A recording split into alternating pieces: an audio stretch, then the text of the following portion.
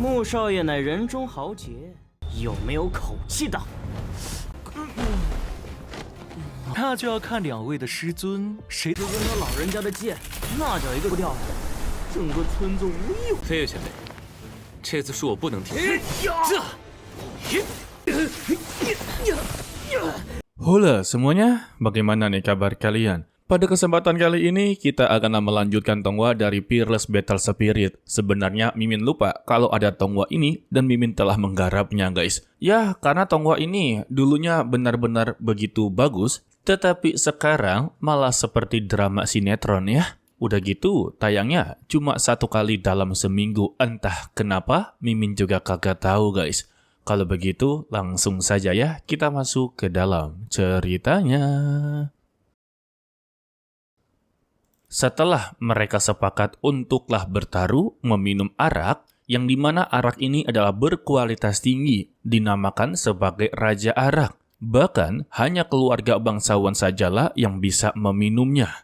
Tuan muda kembar ini menilai kalau tuan mudamu sama sekali tidaklah bisa meminum Raja Arak. Alasannya sekali minum bisa langsunglah mabuk. Kinan menjawab kalau arak ini terlihat biasa-biasa saja, sehingga dia langsunglah mengambil Raja Arak dan meminumnya. Tetapi Kinan langsunglah terkejut. Terkejutnya bukan karena langsung mabuk, melainkan untuk khasiat dari arak ini ternyata bisalah menyiram pohon seni bela diri di lautan kesadarannya. Hal ini membuat pohon seni bela dirinya mulai mengalami peningkatan dan pikiran dari Kinan mulai terbuka. Dengan begini, kultivasinya sudah pasti akanlah meningkat pesat, sehingga 1 botol Raja Arak dihabiskan begitu saja, membuat 2 kembar ini langsunglah terkejut-kejut. Ditambah ya, Kinan meminta apakah hanya segini saja, baginya terlalu sedikit.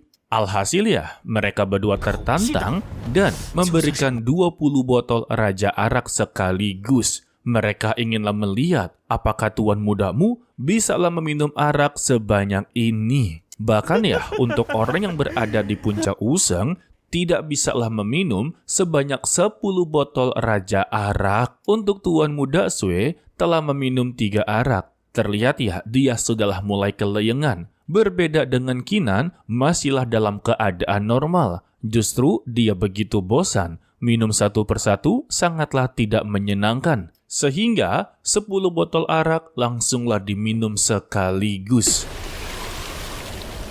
Sontak ya, tuan muda Sue tidak terima. Dia juga langsunglah meminum 10 botol arak, tetapi ya bertahap guys. Setelah skornya seimbang, Kinan langsunglah menepuk tangan. Ternyata dia juga bisa meminum sebanyak 10 botol arak. Dan karena hasilnya seri, maka ya pertandingan ini belum bisa dihasilkan siapa yang menang dan siapa yang kalah. Dan Kinan meminta untuklah lanjutkan taruhan ini. Ternyata ya lawannya adalah Tuan Muda Wuhen, bukanlah Tuan Muda Sue guys. Untuk Tuan Muda Wuhen berkata taruhannya ini bukan hanya melawan dia, melainkan untuklah melawan mereka berdua. Mendengar itu, Kinan justru semakinlah senang, dan dia memprovokasinya jika Tuan Muda Wuhen tidaklah bisa untuk melanjutkan pertarungannya, maka ya ganti saja dengan kakaknya. Dan jika kakaknya memang sudah tidak sanggup, boleh digantikan dengan orang lain.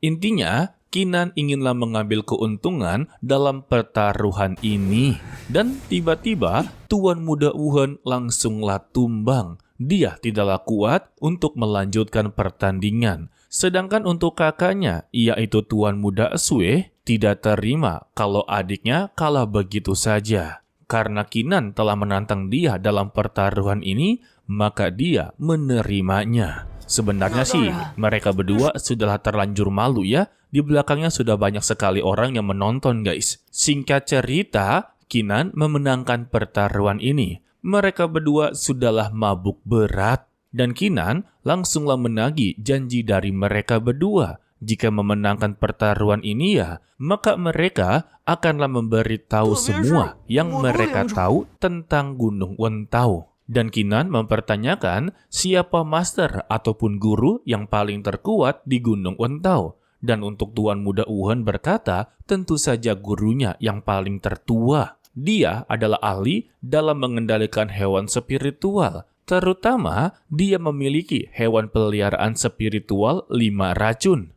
Tetapi untuk kakaknya, tidaklah terima dengan statement tersebut. Sehebat apapun gurunya, dia tetaplah adik dari masternya. Ternyata, mereka berdua ini memiliki guru yang berbeda, guys. Lantas, Kinan bertanya, siapa guru dari Tuan Muda Sue? Kalau gurunya ini, sungguhlah begitu ahli dalam berpedang. Setiap tebasannya bisa membuka ruang apapun. Waduh, keren juga. Dan semua orang di sini menyebutnya sebagai Tetua Kong. Bahkan ya, tidak ada yang berani untuklah menyinggungnya. Sebab begitu pedang keluar dari sarungnya, maka ya semua lawannya pasti akanlah binasa. Untuk adiknya tidaklah terima. Sebagus apapun pedang yang dimiliki, melawan hewan spiritual yang memiliki racun, di hadapannya pasti tidak akanlah berguna. Benar sih, sekali kena racun ya, kemungkinan terbesarnya akanlah meninggal dunia, guys. Terlebih untuk hewan spiritual milik dari gurunya, pasti akanlah terus berkembang dan berkembang. Bahkan ya, dia menceritakan kalau gurunya ini telah menghancurkan satu desa hanya dengan satu racun saja. Sontak, Kinan tahu siapa yang dimaksud, guys. Sebab Kinan pernah menghadapinya. Mendengar itu, Kinan menggertakkan giginya karena tindakan dari guru mereka sudah sangatlah keterlaluan. Membahas tentang membantai, Tetua Kong juga memiliki cerita menarik. Kalau gurunya ini bukan hanya menghabisi orang-orang jahat. Baru saja kemarin, gurunya ini telah membawa dia untuklah melihat memusnahkan sebuah markas besar yang memiliki nama Perhimpunan Anti Langit. Semua praktisi pria telah ditebas olehnya. Sedangkan ya, untuk praktisi para wanita ditangkap dan dijadikan sebagai budak. Dan budak para wanita ini dijadikan sebagai wanita penyenang bagi mereka berdua, guys. Mendengar ini, emosi dari Kinan benar-benar memuncak. Beruntungnya, Empress Feiyu menenangkannya. Kalau dia tidak boleh bertindak terburu-buru. Jadi ya, tahan saja emosinya dan bersikaplah tenang. Sebab jika dia bertindak sekarang, pasti para musuhnya akanlah mengetahui kalau dia bukanlah tuan mudamu sesungguhnya. Empress Feiyu hanya mengingatkan, dia ke sini bukan untuklah menambah masalah, melainkan mencari cara untuklah masuk ke gua harta karun Wen Tao. Mendengar itu, Kinan mengingat kalau dia masih memiliki tugas untuklah mencari niat pedang dari penjaga gua harta karun. Namun, Kinan tidaklah bisa memaafkan mereka berdua. Karena tindakan dari mereka berdua serta gurunya haruslah diberikan sebuah pelajaran. Sehingga Kinan keluar dari ruangan dan langsunglah mengganti penyamarannya menjadi wajah asli. Dia meminta maaf kepada Empress Feiyu. Kali ini ya, dia tidak mendengarkannya. Sebab jika dia tidak bertindak, maka ya dosa di depan mata ini tidak akan pernah berakhir sama sekali. Jadi, mumpung ada kesempatan, dia akanlah mengakhiri dosa ini. Maka dengan begitu, akanlah mengubah nasib demi rakyat.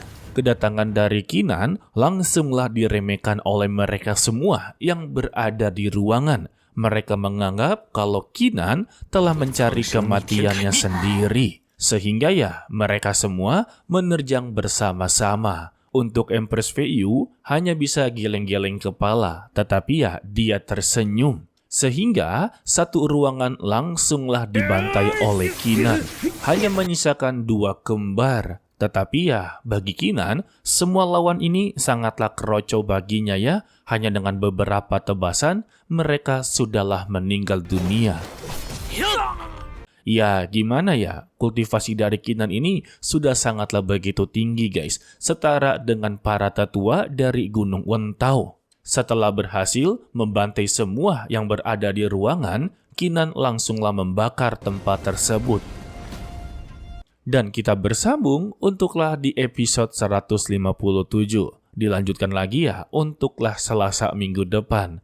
Dan untuk episode kali ini, bisa dikatakan Mimin cukuplah puas ya. Setelah banyaknya episode yang dibuang-buang, akhirnya bisa melihat Kinan membantai beberapa lawannya, guys.